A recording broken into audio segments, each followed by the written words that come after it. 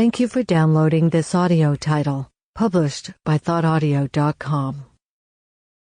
The Call of the Wild by Jack London.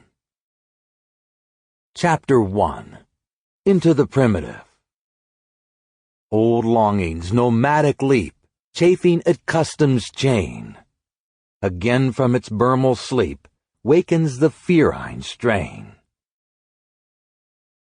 Buck did not read the newspapers, or he would have known that trouble was brewing, not alone for himself, but for every tidewater dog, strong of muscle and with warm, long hair, from Puget Sound to San Diego.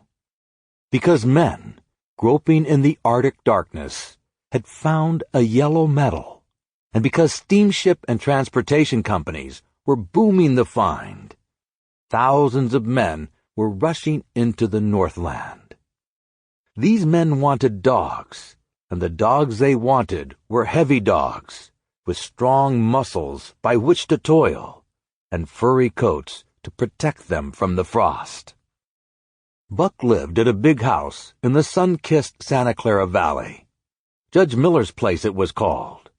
It stood back from the road, half hidden among the trees, through which glimpses could be caught of the wide, cool veranda that ran around its four sides. The house was approached by gravel driveways which wound about through wide-spreading lawns and under the interlacing boughs of tall poplars. At the rear, things were on even a more spacious scale than at the front. There were great stables, where a dozen grooms and boys held forth, rows of vine-clad servants' cottages, an endless and orderly array of outhouses, long great arbors, green pastures, orchards, and berry patches. Then there was the pumping plant for the artesian well, and the big cement tank where Judge Miller's boys took their morning plunge and kept cool in the hot afternoon. And over this great domain Buck ruled. Here he was born, and here he had lived the 4 years of his life. It was true, there were other dogs. There could not but be other dogs on so vast a place, but they did not count.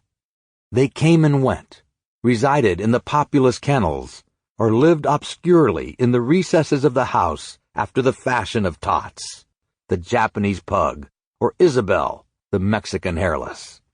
Strange creatures that rarely put nose out of doors or set foot to ground. On the other hand, there were fox terriers. Sample complete. Ready to continue?